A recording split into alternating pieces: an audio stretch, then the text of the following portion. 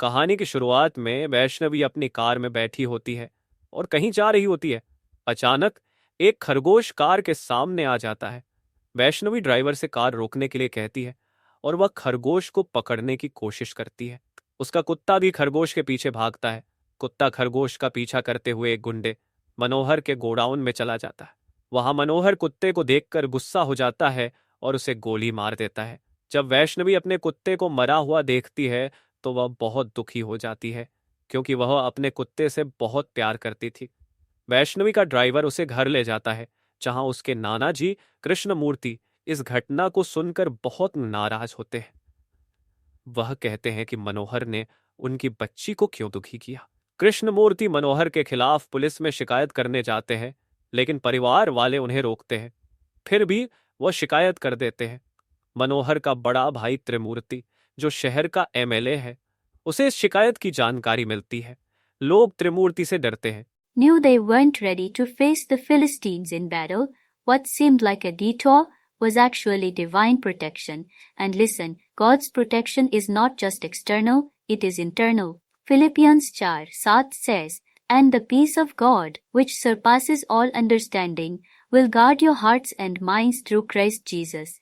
This peace, it is a product of His protective hand. It shields you from fear, anxiety, and hopelessness. Even in the middle of chaos, His hand covers your heart. And sometimes, God's hand of protection works through people. Think of Rahab in Joshua 1:4.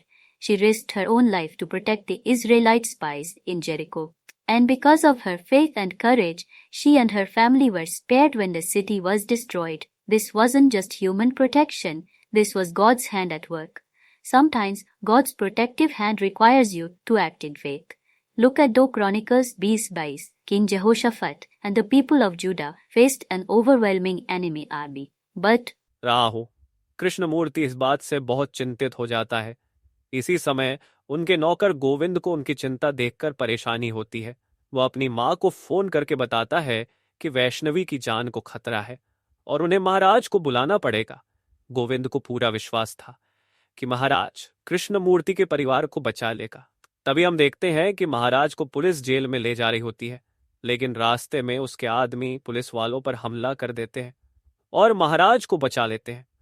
असल में महाराज एक डाकू था और उसके साथ एक पूरी गैंग थी। सुबह के समय गोविंद महाराज को लेकर कृष्णमूर्ति के पास जाता है। महाराज कृष्णमूर्ति से कहता है, मुझे आपके घर में ड्राइवर की नौकरी चाहिए, क्योंकि मेरे पास कोई काम नहीं है। कृष्णमूर्ति जवाब देता है, पहले वैष्णवी को तुम्हें पसंद करना होगा, तभी मैं तुम्हें काम पर रख पाऊंगा। फिर हम वैष्णवी को देखते हैं, जो महाराज के साथ कार में बैठ जाती है। महाराज बहुत अच्छा ड्राइव करता है और वैष्णवी को वह पसंद आता है। इसके बाद महाराज को ड्राइवर की नौकरी मिल जाती है। अब हम एक रेस्टोरेंट में स्टेफन नाम के आदमी को देखते हैं। वह एक गुंडे को पकड़ने के लिए वहां बैठा होता है। जब गुंडा स्टेफन से भागने की कोशिश करता है तो स्टेफन उसे गोली मार देता है। फिर स्टेफन के पास कमिश्नर का कॉल आता है। कमिश्नर उसे बताता है कि उसका अगला टारगेट डाकू महाराज है, जो पुलिस कस्टडी से भाग चुका है। रात में मनोहर अपने भाई से फोन पर बात करता है और कहता है, मैं कब तक छुपकर बैठा रहूंगा, तुम अभी तक कृष्णमूर्ति का कुछ क्यों नहीं बिगाड़ पाए। उसके भाई जवाब देता है, तुम चिंता मत करो, मैं जल्दी ही कुछ करूंगा। फिर मनोहर टॉयलेट जाने के लिए बाहर जाता है और उसी समय महाराज अपनी कार लेकर मनोहर के सामने आ जाता है। अंधेरे में मनोहर उसे ठीक से देख नहीं पाता। महाराज मनोहर से कहता है, तुमने गलत परिवार से पंगा लिया है। यह कहकर महाराज मनोहर को कार में बांधकर पुलिस स्टेशन ले जाता है और पुलिस वाले उसे जेल में डाल देते हैं। दूसरी तरफ त्रिमूर्ति सोच में पड़ जाता है कि आखिर किसने उसके भाई को जेल में डाला। फिर हम स्टेफन को देखते हैं, जो महाराज के बारे में जानकारी इकट्ठा करने में लगा होता है। उससे पता चलता है कि शारदा नाम की एक औरत महाराज से मिलने जेल में आती थी। स्टेफन अपने ऑफिसर से कहता है कि शारदा का पता लगाओ। फिर वह महाराज के बारे में और जानकारी मांगने लगता है। कुछ कैदी उसे बताते हैं कि महाराज खुद जेल से नहीं भागा होगा, बल्कि किसी की मदद के लिए भागा है। पहले सभी कैदियों ने जेल की दीवार तोड़ने की कोशिश की थी, लेकिन महाराज ने उन्हें ऐसा करने नहीं दिया। यह सुनकर स्टेफन हैरान हो जाता है। महाराज हर दिन वैष्णवी को स्कूल छोड़ने जाता था और दोनों बहुत अच्छे समय बिताते थे। अब त्रिमूर्ति के दिमाग में कृष्णमूर्ति से बदला लेने का एक प्लान आता है। अगले दिन कृष्णमूर्ति के स्कूल में बच्चों का एनुअल फंक्शन होता है और वह बच्चों के लिए खाना बनाने वाला होता है। त्रिमूर्ति अपने गुंडों से कहता है कि वे स्कूल के खाने में जहर मिला दें ताकि सभी बच्चे बीमार पड़ जाएं और इसका इल्जाम कृष्णमूर्ति पर आए। गुंडे स्कूल के खाने में जहर मिलाने जाते हैं, लेकिन तभी महाराज वहां आ जाता है और गुंडों को मारकर उनकी हालत खराब कर देता है। त्रिमूर्ति अपने गुंडों की हालत देखकर समझ नहीं पाता कि यह सब किसने किया। तभी उसे महाराज का कॉल आता है।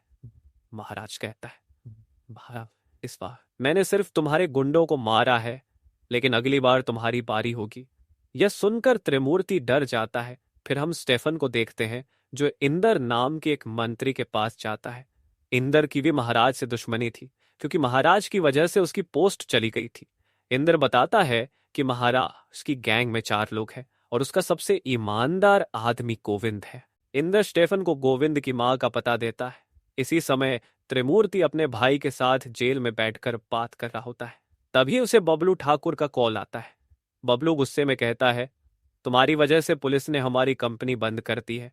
अगर तुमने पुलिस से बचकर माल मेरे पास नहीं पहुंचाया तो मैं तुम्हें जिंदा नहीं छोड़ूंगा। यहां पता चलता है कि त्रिमूर्ति भी बबलू के लिए काम करता है और वह अपनी कंपनी में चाय पत्ती के नाम पर कोकेन उगाता था। फिर हम महाराज को देखते हैं, जो वैष्णवी और सीमा के साथ मार्केट घूमने आया होता है। अचानक कुछ गुंडे वैष्णवी को उठाने लगते हैं। महाराज और सीमा उन गुंडों का पीछा करते हैं। गुंडे वैष्णवी को चलती कार से नीचे फेंक देते हैं, लेकिन महाराज उसे बचा लेता है और फिर वह एक एक करके सभी गुंडों को मार देता है। जब महाराज जाने लगता है, उसकी कार खराब हो जाती है, इसलिए उन्हें रात जंगल में रुकना पड़ता है। वैष्णवी देखती है कि महाराज के हाथ से खून निकल रहा है। यह देखकर वह बहुत इमोशनल हो जाती है और उसके हाथ पर पट्टी बांध देती है। महाराज उसे अपनी बेटी की तरह मानता है। उस वादा करता है, मैं हमेशा तुम्हारा ख्याल रखूंगा और कोई तुम्हारा कुछ नहीं बिगाड़ पाएगा। इसके बाद जब त्रिमूर्ति अपनी कंपनी में जाता है तो उसे वहां महाराज दिखता है। उसे देखकर त्रिमूर्ति घबरा जाता है। महाराज त्रिमूर्ति से कहता है, मैं तुम्हारे बेटे को जेल में डालने वाला हूं। अगर तुमने कृष्णमूर्ति के परिवार की तरफ आंख उठाई तो मैं तुम्हारी आंखें नोच लूंगा। यह सुनकर त्रिमूर्ति डर जाता है। फिर थोड़ी देर बाद महाराज वैष्णवी को सुरक्षित कृष्णमूर्ति के पास ले आता है। जब कृष्णमूर्ति को पता चलता है कि महाराज ने गुंडों से वैष्णवी को कैसे बचाया, तो वह उसके पैर छूकर धन्यवाद करता है। तभी स्टेफन वहां आता है और कहता है, मैंने तुम्हारा पता लगा लिया है, तुम्हें मेरे साथ जेल चलना पड़ेगा, वरना मैं कृष्णमूर्ति के परिवार को तुम्हारी सच्चाई बता दूंगा। महाराज रिलक्टेंटली उसके साथ चलने के लिए तैयार हो जाता है, लेकिन वैष्णवी उसे जाते हुए देखकर बहुत दुखी होती है। महाराज के जाने के बाद बबलू कृष्णमूर्ति के घर आता है और कहता है, तुम्हारी वजह से पुलिस ने त्रिमूर्ति की कंपनी बंद कर दी है। मैं अपना कोकेन नहीं निकाल पा रहा हूं, इसलिए तुम अपना केस वापस ले लो। लेकिन कृष्णमूर्ति उसकी बात नहीं मानता। रात में स्टेफन कृष्णमूर्ति को मारने का प्लान बनाता है। उसका प्लान था कि वह पहले कृष्णमूर्ति के परिवार को मारेगा और फिर कंपनी से कोकेन चुरा लेगा। तभी त्रिमूर्ति भागते हुए स्टेफन के पास आता है और कहता है, अगर तुम कृष्णमूर्ति को मारोगे और मेरी कंपनी में कोकेन लेकर जाओगे तो पुलिस सारा इल्जाम मुझ पर डाल देगी और मुझे एमएलए की पोस्ट से निकाल देगी। इसलिए त्रिमूर्ति स्टेफन को रोकने की कोशिश करता है, लेकिन स्टेफन उसे चाकू मार देता है, जिससे उसकी हालत खराब हो जाती है। फिर स्टेफन के गुंडे कृष्णमूर्ति के घर में घुसकर सभी पर हमला कर देते हैं। सीमा और गोविंद उन गुंडों से लड़ रहे होते हैं। तभी गुंडों की नजर वैष्णवी पर पड़ती है और वे उसे मारने की कोशिश करते हैं, लेकिन तभी महाराज वहां आ जाता है। यहाँ हमें पता चलता है कि महाराज के लोगों ने कमिश्नर को किडनैप कर लिया था, इसलिए स्टेफन को महाराज को छोड़ना पड़ा। महाराज को देखकर सभी लोग खुश हो जाते हैं और वह गुंडों को एक एक करके मार डालता है। फिर महाराज बबलू को मारने जाता है, लेकिन तभी बबलू को उसके चाचा बलवंत ठाकुर का कॉल आता है। बबलू कहता है, महाराज मुझे मारने वाला है, लेकिन जब तक वह अपनी जान बचाकर भाग पाता, महाराज उसे मार देता है। इस लड़ाई में महाराज की हालत काफी खराब हो जाती है। सभी लोग जल्दी से महाराज को अस्पताल ले जाते हैं। अस्पताल में कृष्णमूर्ति गोविंद से पूछता है, महाराज कौन है और वह गुंडों से अकेला क्यों लड़ रहा था। गोविंद उसे पूरी कहानी बताने लगता है। कई साल पहले गांव में लोग एक बूंद पानी के लिए तरसते थे। उन्हें पानी पीने के लिए ठाकुरों के पास काम करना पड़ता था। उन 3 ठाकुरों का नाम था पृथ्वीराज, यशवंत और बलवंत। वे गांव वालों से जबरदस्ती काम कराते थे और जो भी उनके खिलाफ बोलता बलवंत उसे मार डालता।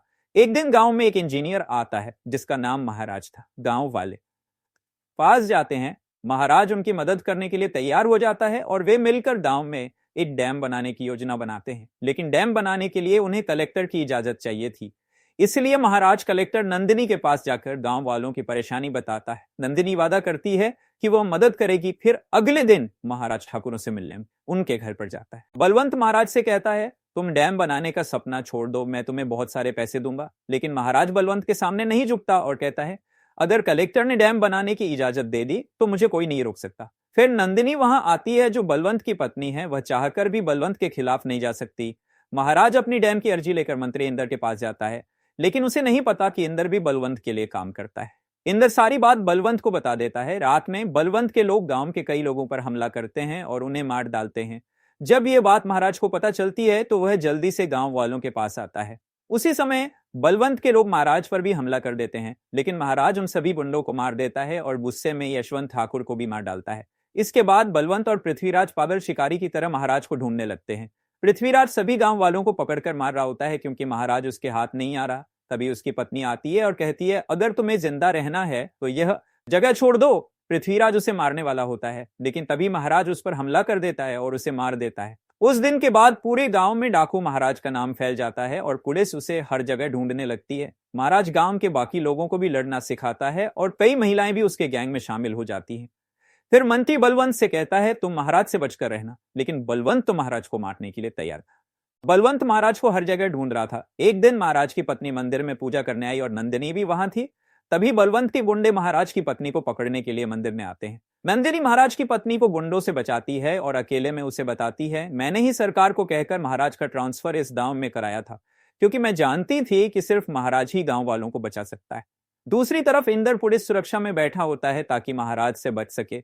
लेकिन तभी महाराज अपने आदमियों के साथ इंदर पर हमला कर देता है। जैसे ही महाराज उसे मारने वाला होता है, इंदर कहता है, मैं तुम्हारी सारी बातें मानूंगा, बस मुझे जिंदा छोड़ दो। महाराज उसे कहता है कि वह अपनी सारी गलतियां पुलिस के सामने स्वीकार करे।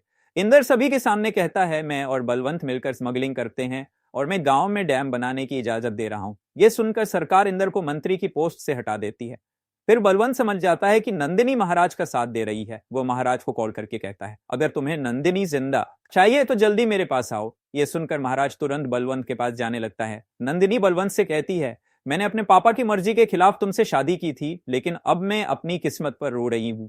इस पर बलवंत नंदिनी को मारने लगता है, जिससे उसकी हालत खराब हो जाती है।